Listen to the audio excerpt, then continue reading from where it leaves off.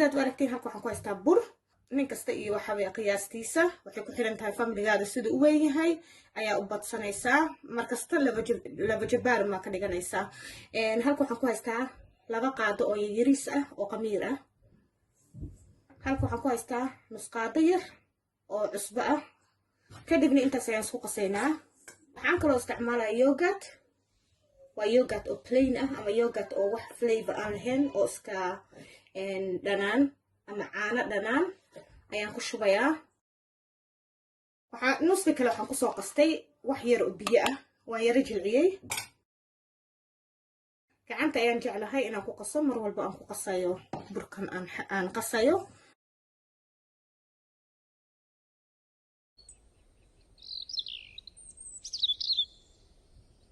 isin yogurtka inuu culus yahay marka biyo waa u baahanaysid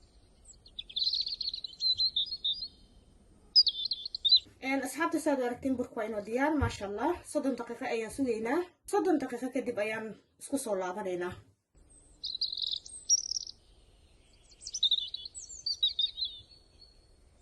asxaabay saad aragtiin waa inoo soo faxay insha allah saliid ayaan karkarsanaynaa dabadeedna waan shiilanaynaa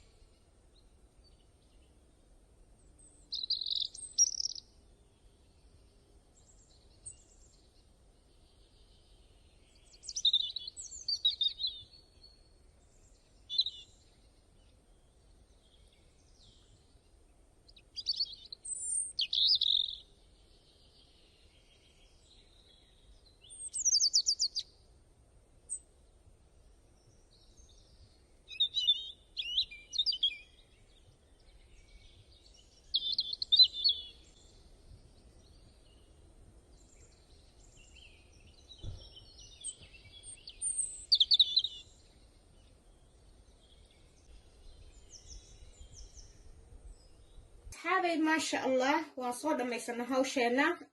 saxankaas ayaan noo soo saaray waxa kaliya naga dambeeyay waxa way yani markaan dubay kadib sokortaan dhex geliyay marka waan ku walaaqay kadibna wax yar oo sokor ayaa raba kor inaan ugu shubo sokorta saasay noqonaysaa aysinka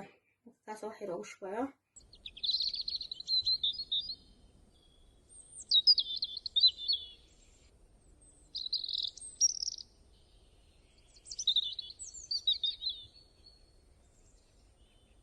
intaas yar ayaan rabay maanta inaan iga faa'iideeyo maasha allah baadkan waa laga sugayay gabdho walaalahayga ayaa iga sugayeen maasha allah waxaan rajeynayaa maanta inaad jalabaadkiina aad ku qanacdeen asxaabtayda maasha allah waxaan jeclahay asxaabtayda ama walaalahayga qaaliga ah oo iga soo dalbaday inay dalabaadkooda ay maasha allah ay ku farxayaan maasha allah waa wax yar oo iska fudud oo basiid oo macaan maasha allah oo ramadaanka ma aragtaa iftaarka aad afka ku macaansan kartiin asxaabtayda